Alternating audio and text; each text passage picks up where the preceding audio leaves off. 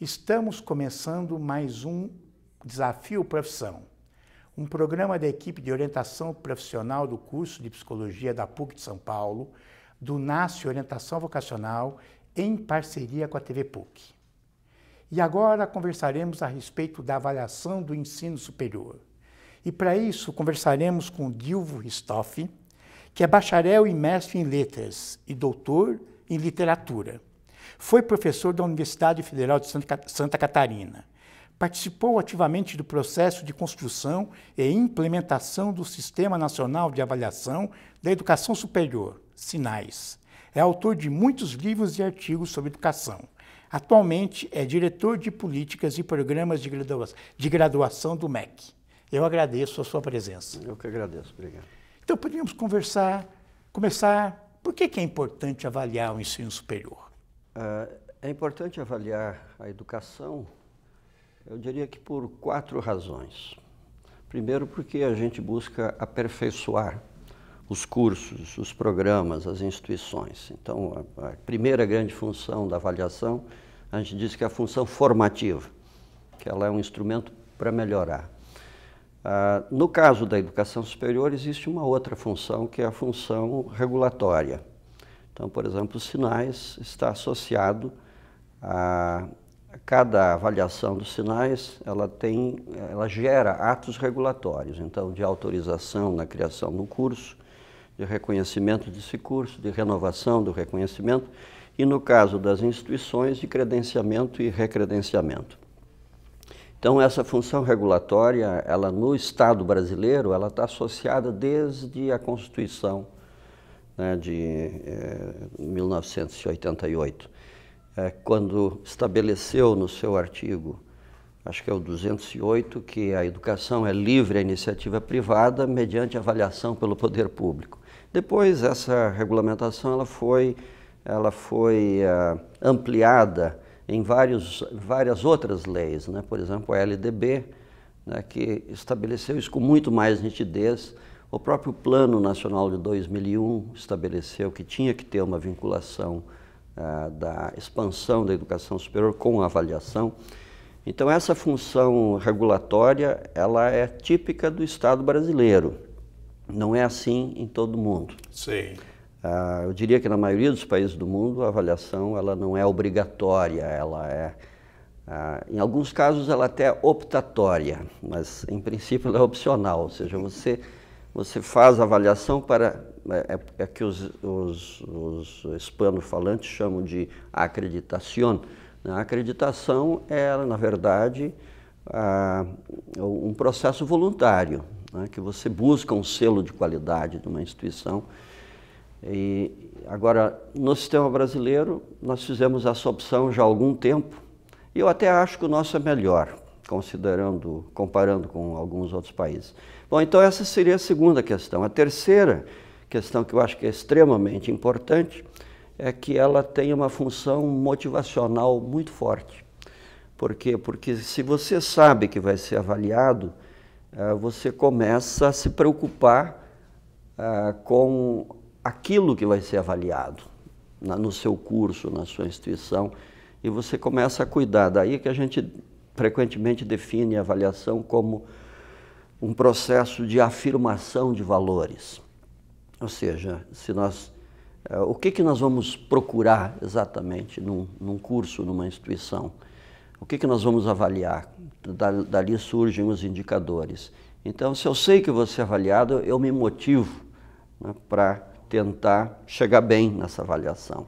Então, esse é o terceiro fator. E o quarto fator é que você, identificando seus pontos fortes e fracos, você pode, com muito mais confiança, evitar os erros cometidos, né, e aprender com os erros para poder evitá-los, e também aprender com os acertos para poder reforçar esses acertos. Então, é um instrumento de planejamento poderoso. A parte mais conhecida, eu acho, dos SINAES para o mundo fora da academia e da educação é o ENAD. Nós vamos falar já dele, vamos dedicar um bom tempo para isso, mas Que outros aspectos são avaliados pelos sinais? Na verdade, o importante é entender que os sinais ele é composto de 3 grandes instrumentos, né? Uma avaliação da instituição, uma avaliação do curso e a avaliação do desempenho do estudante. Inclusive a metáfora que quando nós formulamos os sinais, a metáfora que nós usávamos era do edifício, do apartamento e do morador, né?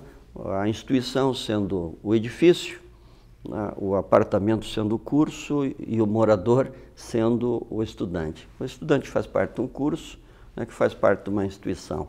Então, o sinais está concebido assim, com esses três instrumentos. A avaliação de instituições e de cursos, ela acontece ao longo do processo regulatório. Então, algumas instituições sendo avaliadas todos os dias. São cerca de 20 cursos avaliados quase todos os dias. A gente nem nota. Sim. Agora, quando chega a época do ENAD, é um evento, né? Nós estamos falando de milhares de pessoas fazendo o exame. E nós estamos falando de pais, de toda uma logística de mobilização, a mídia interessada. Então, a realização da prova do ENAD é um evento e a divulgação do resultado é outro evento. Então, o ENAD, por natureza, ele acaba assumindo um papel que ele, na verdade, não foi concebido para ter, que é de protagonista. Ele foi concebido para ser coadjuvante. Sim. Né? Tanto que ele não gera ato regulatório por si só, o ENAD. Sim. Né? Agora, a avaliação em loco gera, tanto de curso quanto de instituições. Mas o ENAD, por si só, não gera. Mas se a nota é baixa, a instituição recebe um aviso. É claro. E ela pode ser, qual é o termo que se usa? Cassada, ou pode ser... ela pode ser descredenciada. Descredenciada no sistema educacional, não é? A gente lembra que existiu o provão, que era uma prova única no final do curso. Isso. Né? E isto depois, falando agora das provas diretamente para os alunos, apareceu o ENAD, e a diferença era o que se avaliava e como se avaliava, né? E, ou seja, que era uma prova com um ingressante e com um concluinte. Exato. Por que isto é importante ou foi importante? Pois é, foi importante. Na verdade, hoje o ingressante deixou de fazer a prova. Este ano, né? 2014. Deixou de fazer e agora já é lei, né? Porque com o novo PNE, inclusive, a avaliação do ingressante é feita pelo Enem. Sei. Então se decidiu, né, como o Enem se tornou universal, que se poderia fazer, e como nós hoje temos o CPF de todos os alunos que ingressam na educação superior e que fazem o Enem e que usam o Enem para muitas coisas, usam o Enem para participar do ProUni, para participar do SISU, para participar de Enseja, enfim, de vários outros processos, até para o FIES também se usa. Até como não do aluno de especificamente no conclusão FIES. do ensino médio. Exatamente. Sim. Então, ele é usado para tantas coisas que hoje o Enem é universal. Então, o entendimento do Ministério da Educação foi de que daria para fazer essas comparações usando o Enem. Eu tenho algumas dúvidas, pessoalmente, com relação a isso, até porque aí é um pouco de uma das pessoas que participou da formulação, e quando nós formulamos, nós não pensamos só na formação geral, nós pensamos também na formação específica, né? E para a questão da formação específica, aí essa nova modalidade, a mim pessoalmente não satisfaz, mas na parte da formação geral satisfaz. Acho que atende uma boa parte. E claro que isso também implica em menos custos, né? Então tem uma justificativa interessante para isso. Mas o ENAD foi, eu repito, concebido na sua origem para ele poder verificar o que acontecia na trajetória do estudante, né? Então, ele é muito diferente do provão na sua origem, né? Muito diferente. Por isso que tem o ingressante e o concluinte, por isso que tem a parte de formação geral e formação específica, e não é conhecimentos gerais, como diz a mídia frequentemente, Ela confunde, não é conhecimento geral, é formação geral. São aquelas habilidades e competências que todo estudante e que todo profissional precisa ter para poder atuar na sociedade com um mínimo de frustração, digamos. E se a gente olhar para as diretrizes curriculares nacionais, que é de onde sai a prova do ENAD, de todas as áreas, a gente vai ver que há um grande conjunto de elementos que se repetem em todos eles, em todas as diretrizes.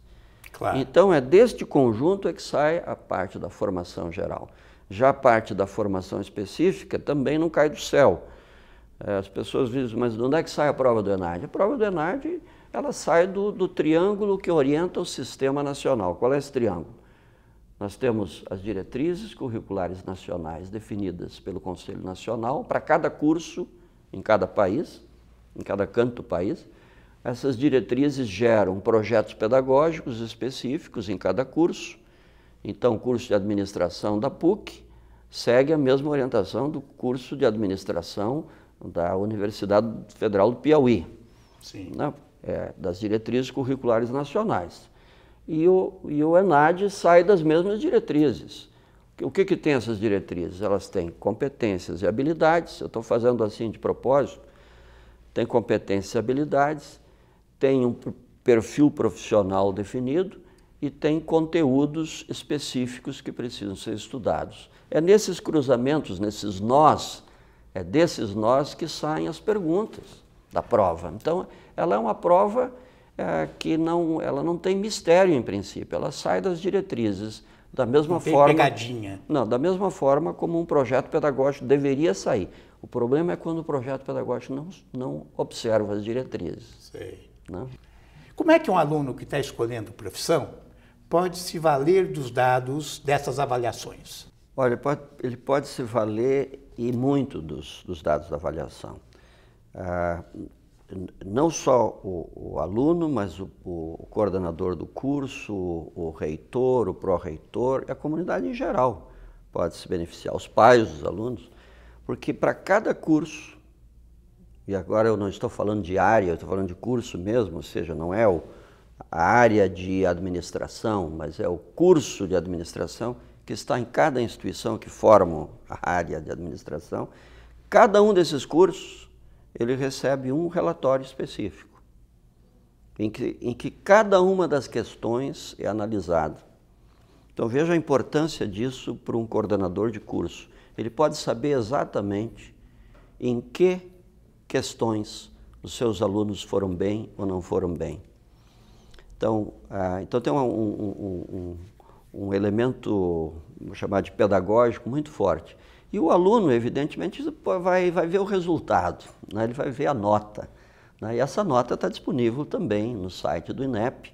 Mas mais importante que a nota é ele ler o conjunto das informações que o relatório gera. Se ele tiver essa paciência, normalmente não tem. Pois é. Né? Mas é importante perceber, por exemplo, a gente pensa no ENAD só como uma prova, mas o ENAD revela muito mais do que a prova. O ENAD é composto por um questionário socioeconômico dos alunos, que todos os alunos respondem, ele é composto de um questionário ao coordenador, e ele também ele tem um questionário sobre o nível de dificuldade das provas, como é que os alunos viram a prova. E isso consta no relatório para cada curso.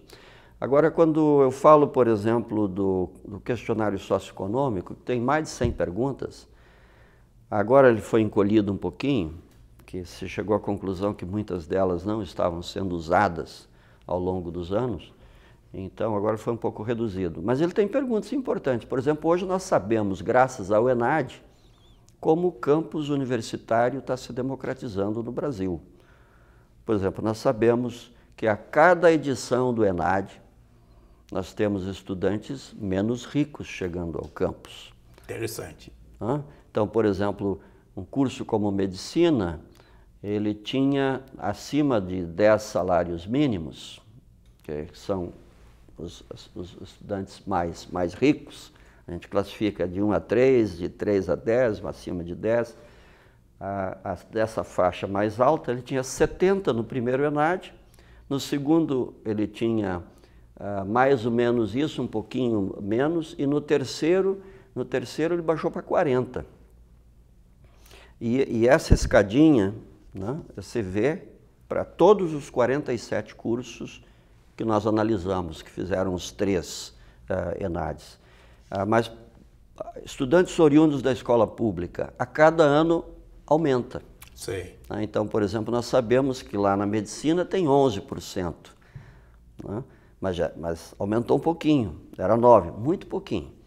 Mas nas licenciaturas, nós temos o que eles representam na sociedade. O que representa na sociedade? O ensino médio é quanto? 87% é público. A gente não se lembra disso. 87% das matrículas do ensino médio são públicas. Então, como é que você explica que um curso possa ter, desses 87, só 11? É difícil de dormir com esse barulho. Sim. Mas isso mostra um pouco que os cursos de alta demanda, eles atraem alunos mais brancos, mais ricos, vindos do ensino médio privado, e são filhos de pai com escolaridade superior. Já os de nível intermediário, né, já pega o pai com escolaridade de ensino médio.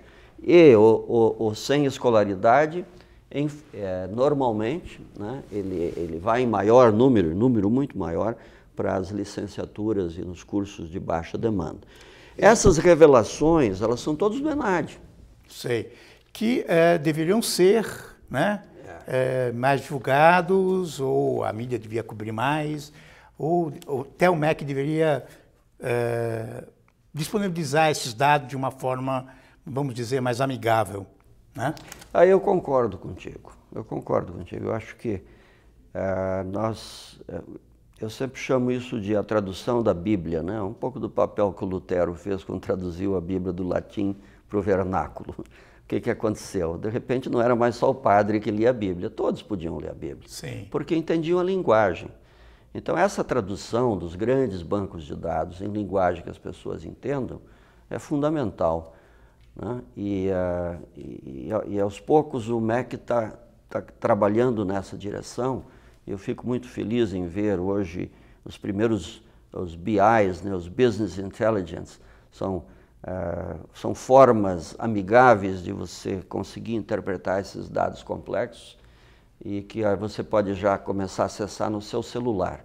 Porque quanto mais gente tiver acesso aos dados, e não só os acadêmicos e especialistas em grandes bancos de dados, mas as pessoas em geral, mais gente vai estar pensando sobre a educação superior, mais gente vai poder contribuir para a formulação de políticas boas.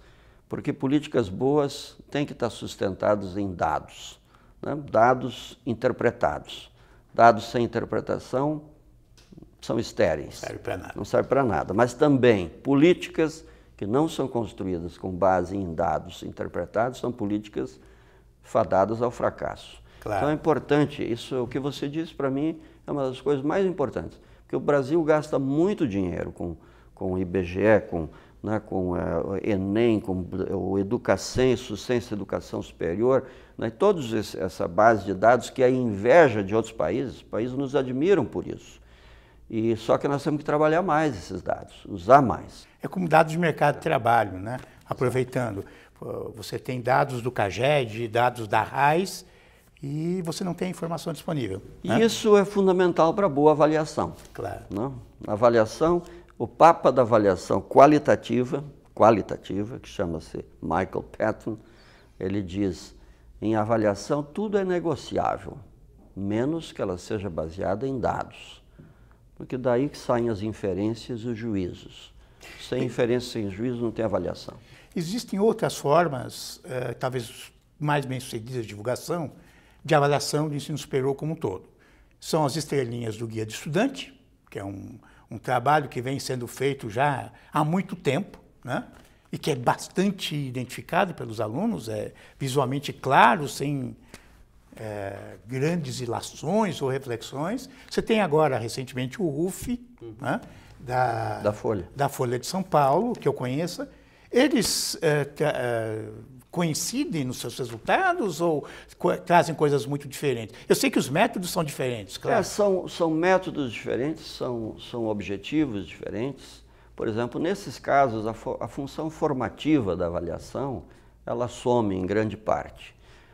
Mas não quer dizer que sejam avaliações ruins, não. Essas avaliações existem há muitos anos em vários países, talvez as mais famosas sejam as americanas, né? Mais recentemente nós temos o ranking de Xangai, mas falando das World Class Universities, os rankings cada vez são mais sofisticados e são, eu diria, até melhores. Alguns revelam coisas bem interessantes. Eu acho que o ranking da Folha é interessante. Por exemplo, mas ele valoriza na avaliação das universidades o que, por exemplo? A quantidade de publicações, as citações que os professores dessa instituição recebem, quantidade de publicações por professor, enfim, todo esse conjunto vai estabelecendo, tirando algumas conclusões de em que posição uma determinada instituição está. Isso é importante, diz algumas coisas, mas acho que diz pouco. A avaliação feita pelos sinais é uma avaliação muito mais completa, muito mais criteriosa. Não estou dizendo que os critérios em si da Folha não sejam válidos, até ela revisou alguns critérios Sim. recentemente, e é assim que funciona mesmo na avaliação. Mas o que eu quero dizer é o seguinte, é que você tem que ver muito os objetivos das instituições propriamente ditas. Isso é um lado bom dos sinais, por exemplo, na avaliação institucional, que ele respeita os objetivos que a instituição traça. Então você pode ter uma instituição que talvez não seja tão boa na produção científica, mas ela é excelente na inclusão social, né, na pertinência social, no entorno. Me lembro do reitor da Federal do Amazonas dizendo há alguns anos, eu sei que não tem a melhor universidade federal do país, mas ela é a melhor universidade para o Amazonas, porque ela está lá no Amazonas e cuidando das questões da Amazônia. Então, é difícil achar alguma avaliação, por exemplo, que não vá colocar a USP ainda como uma das melhores universidades do país em termos de produção científica, né, recebendo, evidentemente, vultosos recursos do estado mais rico do país e também da CAPES, né? CAPES para quem não conhece. A comissão, a coordenação de aperfeiçoamento do pessoal docente da educação superior. Bolsa de estudos. Exatamente, que historicamente tem trabalhado na formação de mestres e doutores no país, mas que hoje, com a nova CAPES, também cuida da formação de professores para a educação básica. A CAPES é o grande estimulador da pós-graduação brasileira, né? Pós-graduação, stricto sensu, mestrados e doutorados. Eu fiz meu trabalho de doutorado com jovens de baixa renda e percebi que o jovem de escola pública, que agora chega ao ensino superior por meio das políticas adotadas, ele tem pouca preocupação ainda com a qualidade da escola que ele vai frequentar. Como se dissesse, eles disseram, o que importa é entrar hoje, quer dizer, é uma coisa ainda muito nova. O que importa é entrar, não importa se é federal, se é estadual, se é uma privada de boa qualidade ou uma privada de menos qualidade, né? E eu acho que essa discussão e os sinais pode, né, e deve trazer essa informação. Claro. É que o sistema está construído de tal forma que só pode funcionar quem tiver nota 3, né, na escala de 1 a 5. Então, 3 seria o 6 na escala de 10. Então, ela está autorizada a funcionar. Isso não quer dizer que ela tem necessariamente qualidade. Ela tem o mínimo, né, que se aceita para que ela possa funcionar. Então, o 3 não é um conceito de qualidade, né? O conceito de qualidade começa no 4. E vai até o 5. E é importante que o estudante cuide disso, né? Que faça a sua pesquisa no MEC, entre no MEC, entre no site do INEP, né, para ver o que aconteceu na avaliação e se informe sobre isso. Agora, Eu acho que há um conjunto de outras coisas que devia ser observado na hora do estudante escolher uma instituição. Hoje, com o ProUni, né, com o FIES, né, e com o SISU, né, que é Sistema de Seleção Unificado, né, foi tão facilitado, né, o acesso à educação superior, que o estudante pode se dar o luxo, sim, de escolher as instituições melhores. Por quê? Porque a mobilidade se tornou mais fácil. Então, um sistema como... vamos pegar o SISU, por exemplo. Você é pobre ou você é rico, não faz diferença. Você pode, morando em São Paulo, se candidatar numa instituição lá no Sergipe, né? Ou no Rio Grande do Sul. Isso era reservado para os ricos até recentemente. Hoje não, hoje todos podem participar dessa mobilidade. O que criou também novos problemas, né? Porque é o problema da permanência do estudante no campus, que precisa de bolsa, precisa de auxílio de restaurante universitário, moradia estudantil e uma série de coisas. Mas é um problema bom de se ter, né? O FIES hoje, o estudante de medicina pobre, candidato a medicina pobre, pode se candidatar para medicina e vai estudar de graça, na verdade, porque o FIES tem juro de 3,2% ao ano. Se ele quiser pagar, vai ser muito barato. Mas se ele não quiser pagar, basta ele trabalhar na rede pública. Ele vai pagar, Programa de Saúde da Família. Vai pagar pelos anos de serviço, né? Vai sendo descontado. Cada ano ele tem um desconto no empréstimo que ele pegou. E o ProUni, nós sabemos, né, o programa gratuito, que aliás hoje já formou 400 mil pessoas no país. Então, eu acredito que precisamos divulgar mais todo esse sistema, né, de avaliação, é importante. Eu agradeço as suas contribuições e até o próximo Desafio Profissão.